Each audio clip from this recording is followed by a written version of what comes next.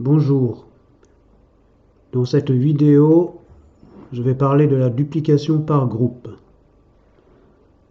Donc pour commencer, je vais retourner dans l'ancienne version de Blender, la version 2.79, pour voir comment on faisait dans cette version, car dans la nouvelle version 2.8, ce n'est pas les mêmes manipulations qu'on fait. Donc ici, on va laisser le cube. On va faire donc une duplication par groupe pour ce cube. Donc on va créer un groupe, CTRL G. On le renomme si on veut. Après, on va créer un empty.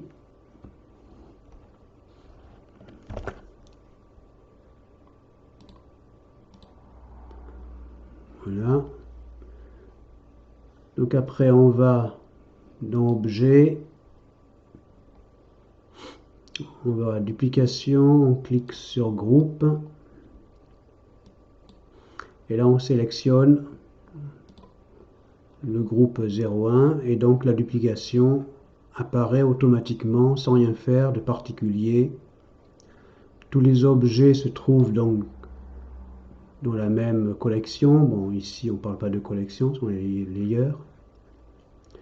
Donc voilà comment on le faisait avant. Maintenant, avec la version 2.8, c'est un petit peu différent. Donc il y a des choses à savoir et à ne pas faire pour que ça marche du premier coup, quoi. Donc on va d'abord commencer par ramener un objet, Suzanne par exemple. Donc contrairement à la 2.79, pour l'instant, je ne fais rien de particulier, j'ai pas d'instance à créer. On peut s'en passer, ça marche très bien comme ça aussi, quoi. Donc là, comme dans la 2.9, Suzanne est apparue donc, dans la collection 1, avec la lampe et la lumière. On va créer, donc, on va ramener un empty.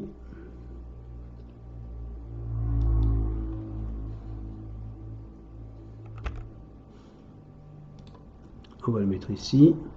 Donc l'empty aussi est automatiquement apparu dans la même collection que tout le monde. Donc on va dans l'onglet Objet, on ferme Transform, on n'en a pas du tout besoin. Pour l'instant, on ne fait aucune parenté, aucun lien particulier. On vient ici, on choisit collection, on laisse ces deux cases cochées parce que sinon, si on supprime ici, la vue disparaît.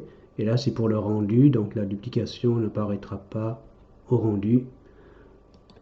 On clique ici et donc on sélectionne la collection 1 où il y a Suzanne. On clique et évidemment, ça n'a pas marché parce que dans la 2.8, le mécanisme est différent de la 2.79. Donc, pour que ça marche, je vais aller droit au but. Il faut que Suzanne, que l'objet à dupliquer, se trouve dans une collection différente et que l'objet soit seul dans cette collection. Donc, pour vous montrer, on crée une nouvelle collection avec le clic droit.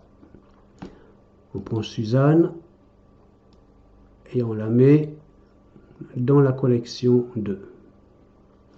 Donc là, on resélectionne l'empty. L'empty apparaît ici dans la collection 1 parce qu'il se trouve dans la collection 1. On revient ici, on clique sur collection et là on sélectionne la collection 2 parce que Suzanne se trouve dans cette collection. On clique et ça apparaît. Donc la manip est un petit peu différente que dans l'ancienne version. Après, si on regarde ici, on est à 968 tri. Si on fait donc Shift D pour dupliquer, on reste toujours à 968. Encore une fois, et ça n'a pas bougé. Donc ça marche avec cette méthode. Après, il y a d'autres petits pièges à savoir. Donc je vais faire un petit CTRL Z. Ouais. Donc si on ne fait pas gaffe, au début, Suzanne se trouvait dans la collection 1. Donc là, on a vu ici que ça ne marchait pas. Donc si on ne fait pas gaffe et qu'on se trompe un peu, on se dit, bon, ça y est, Suzanne est dans la collection 2. Mais en réalité, Suzanne n'est pas dans la collection 2, elle se trouve dans la scène collection. Et donc, si on choisit l'OMPTY, qui lui est dans la collection 1, il apparaît ici. On resélectionne la liste. Et donc là, Suzanne, elle n'est ni dans la collection 1, ni dans la collection 2. Donc, ça ne peut absolument pas marcher. Il faut absolument que l'objet à dupliquer se trouve dans une collection. Si on ne fait pas trop gaffe, on se dit, bon, c'est bon, c'est à peu près pareil, c'est à côté, on la voit dans la liste, elle apparaît à la caméra, donc c'est bon, quoi. Bien non, donc c'est un petit piège à éviter. Donc il faut bien mettre Suzanne, en plus c'est pas toujours évident, quoi. Donc il faut bien mettre l'objet à dupliquer dans la collection 2, disons non, une collection, quoi. Après, une chose que je voulais aussi montrer, qui est un petit peu surprenante. Donc là, ça marche en faisant ceci. Donc on va refaire la chose inverse. On va remettre Suzanne en collection 1. On va prendre l'OMPTY et lui, on va le mettre en collection 2. Donc il est bien en collection 2. D'abord, il apparaît ici. Que si on le met juste à côté, là, il se trouve dans la scène collection. Il n'apparaît pas. Donc, faut bien faire attention à le mettre dans la collection, dans une collection, donc la sienne, quoi. Donc ici, qu'est-ce qui va se passer? Donc l'OMPTY et l'objet à dupliquer se trouvent donc chacun dans une collection, donc ça devrait marcher. Donc on sélectionne l'OMPTY, il apparaît ici en collection 2, on revient ici, on clique là. Donc cette fois-ci, Suzanne n'est plus en collection 2, mais 1. Donc on clique sur la collection 1, et puis ça marche, Suzanne est apparue. Mais dans cette version, contrairement à la 2.7.9, bien tout est un petit peu compliqué, parce que non seulement l'OMPTY dans cette position, et c'est là la petite astuce que je voulais vous montrer, quoi. Non seulement l'OMPTY a dupliqué Suzanne, très bien, mais comme on peut le voir, il a dupliqué aussi la caméra et la lampe. Et ça, on n'en voit pas du tout, quoi. Donc l'OMPTY, lui, il duplique tous les objets qui se trouvent dans la collection de l'objet de départ à dupliquer.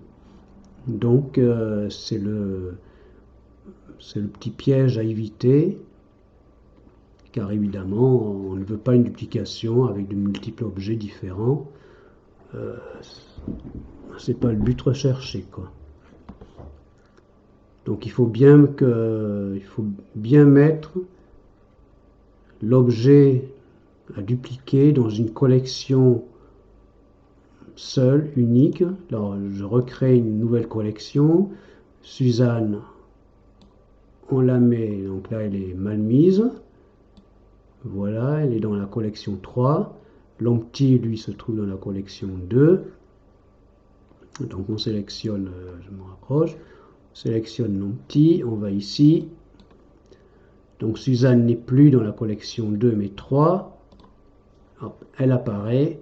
Et là, comme Suzanne se trouve seule dans sa collection, eh bien la lampe et la caméra que je cache parce qu'elle est devant, donc ça gêne.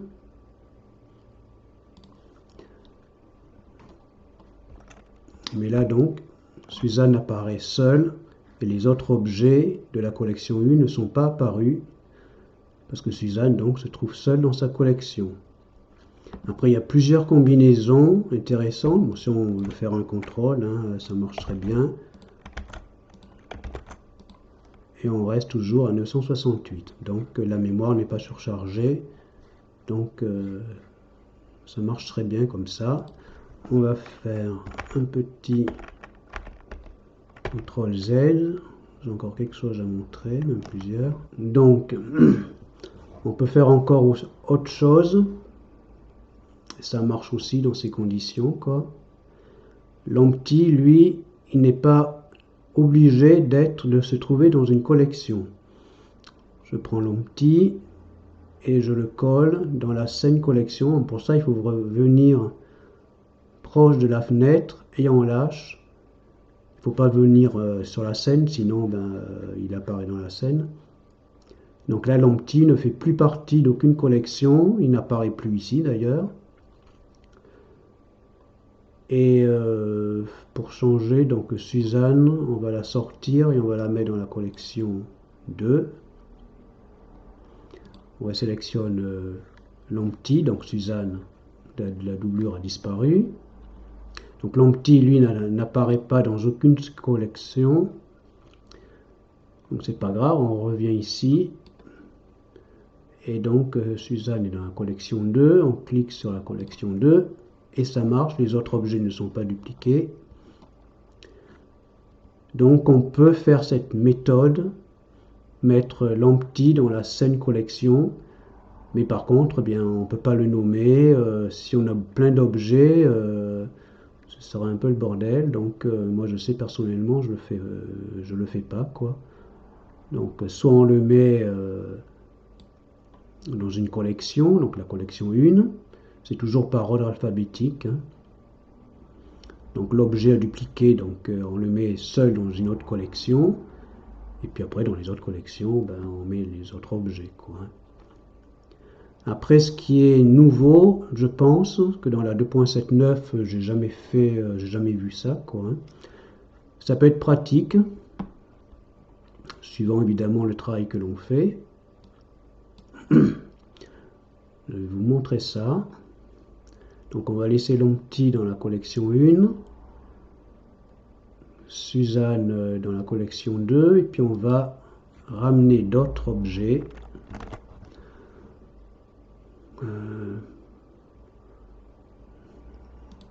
Une sphère.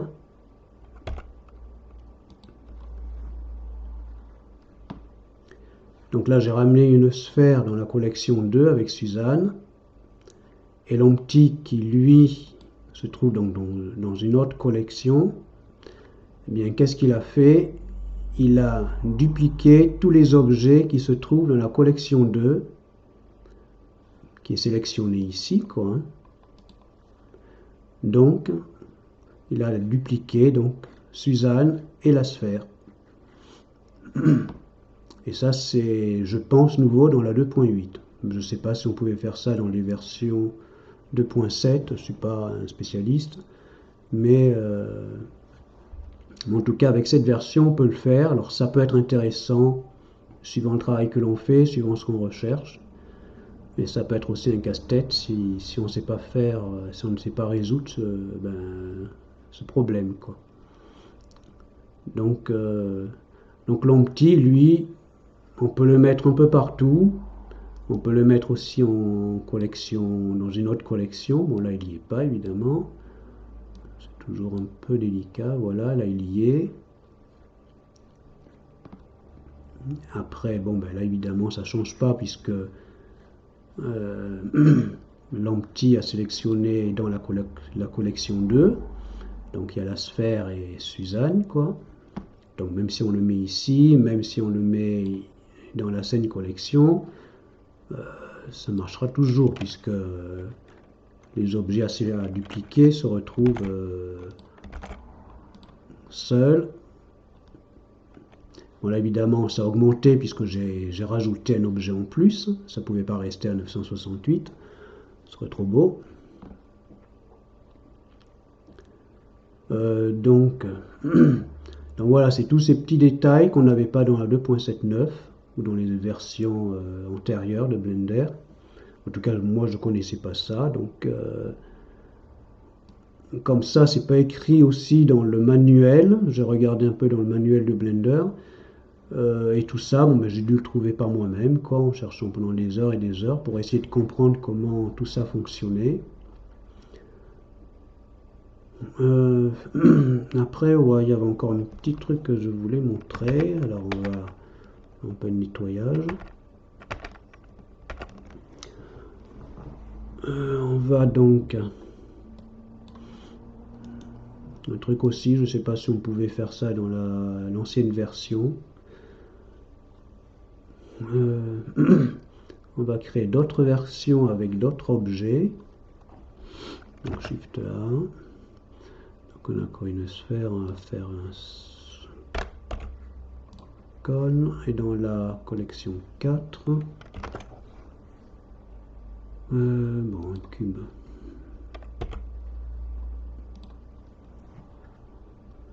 Donc l'empty, il est où maintenant?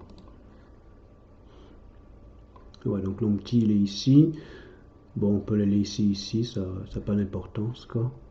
Donc ce qu'on peut faire, et ce qui est intéressant, c'est donc dans cette configuration, donc on a plusieurs collections, quoi, hein.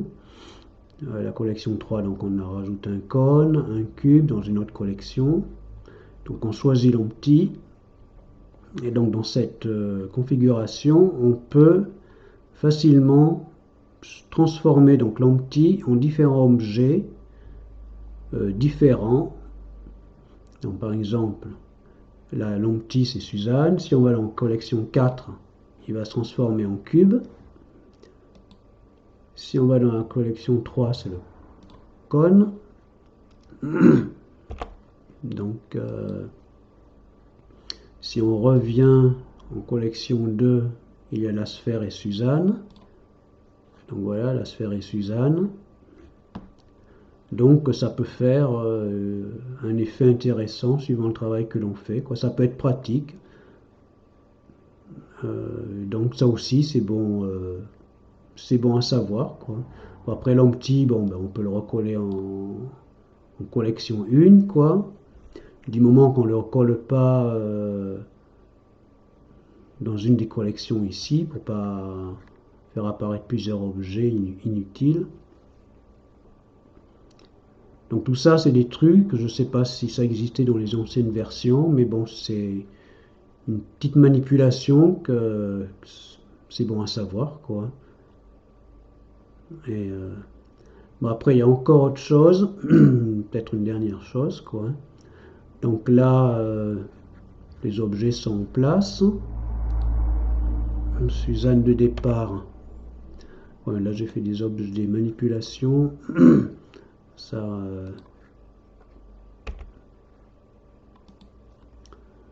oui, bon, c'est pas grave.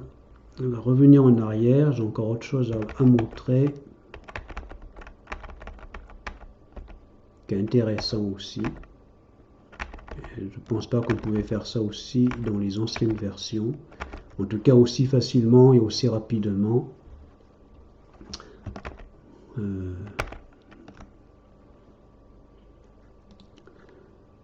Donc, j'en suis où maintenant? Collection 2, il y a Suzanne. Collection 3, il n'y a rien. L'empty, il est dans la 1. Bon, ben, on va le laisser. Ben ouais. Donc, on va démultiplier plusieurs fois Suzanne. C'est encore un truc. Donc là, on est revenu à 968 tri. Donc, chaque doublure, par contre, elle est entièrement indépendante, hein. On peut en faire ce qu'on veut, mais ça va me gâcher le paysage.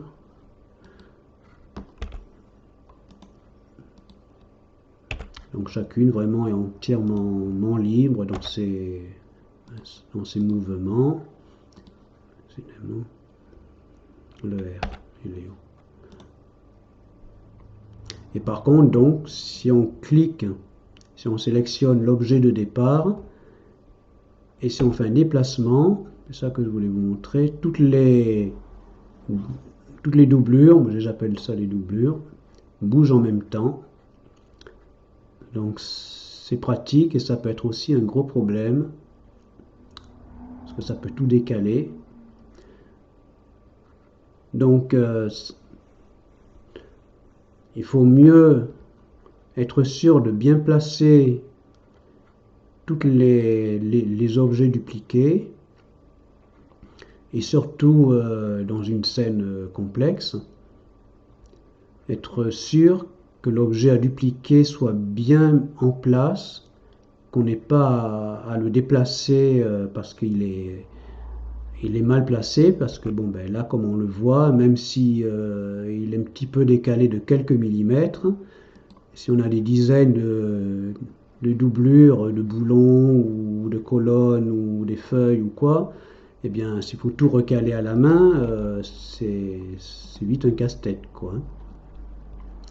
Donc, dans l'ancienne version, je ne sais pas si on pouvait faire ça, mais dans Blender, dans la 2.8, on peut faire ça, donc c'est pratique. Donc, on peut isoler donc l'objet à dupliquer une fois que toutes les duplications par groupe sont faites. Donc, même si on en a des centaines, on peut retoucher indépendamment l'objet de base. Donc pour ça, c'est très simple. Il suffit de sélectionner toutes les doublures. Il ne faut pas sélectionner donc la base. On fait un CTRL A. On vient tout en bas. Make Instance. On ouvre l'onglet. Et là, on clique sur Parent. Et là, on resélectionne Suzanne. Et là, on peut la déplacer enfin toute seule. Et donc, si on s'est un petit peu trompé, on peut faire un fin réglage. Et les autres doublures, ben, elles ne bougent pas. Donc, c'est quelque chose quand même à savoir et qui peut être très très intéressant. Bon, ça m'est déjà arrivé dans une grosse scène. Eh bien, j'ai dû tout replacer à la main. Ça a été galère, quoi. Par contre, donc ça c'est un point positif, mais il y a un contre-coup, c'est que chaque doublure a toujours son indépendance. Donc on en fait ce que l'on veut, quoi. Hein. Mais une fois qu'on a fait cette manip et que la base a retrouvé elle aussi son indépendance, en quelque sorte tout le monde a retrouvé son indépendance. Et donc si on veut continuer à faire des doublures parce qu'il nous en manque ou on en veut plus, donc on va faire ça, hein, on peut, puisque c'est en principe gratuit. Donc Shift D. Et là, qu'est-ce qui se passe? Si on regarde ici, on est passé de 968 à 1936. Donc encore un Shift D. 2009. Encore. 3008. Et 4840. Donc on perd le bénéfice, en faisant cette manip, on perd le bénéfice de la duplication par groupe. Donc ben, il faut bien réfléchir avant de faire les choses, quoi. Donc, mais c'est une manip qui peut être très intéressante et à savoir surtout, quoi. Donc c'est pas compliqué, mais bon, quand on ne sait pas, moi je me suis cassé la tête pendant plus d'une journée pour essayer de mettre tout ça en place, parce que dans la version 2.7, eh bien, comme on peut le voir, hein, c'était beaucoup plus facile. Hein. On cliquait ici, on faisait un groupe, on vient là, et tout apparaît ici. Il n'y a pas besoin de faire des layers, des collections, des calques, Donc c'est beaucoup plus facile. Mais par contre, mais ça c'est le clic dans l'ancienne version, bon ben, je ne sais pas si on pouvait rendre l'objet de base indépendant. Donc,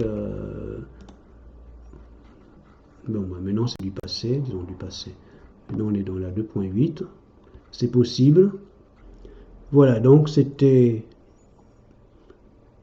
le plus gros que je voulais vous montrer dans cette duplication par groupe, dans cette nouvelle version de Blender, qui est très intéressante. Moi je la trouve très intéressante, mais bon, il faut la découvrir, l'apprivoiser. Voilà, bon, ben, j'espère que cette vidéo vous aura plu, qu'elle vous aura aidé surtout dans votre travail. Et je vous dis à bientôt peut-être, et salut.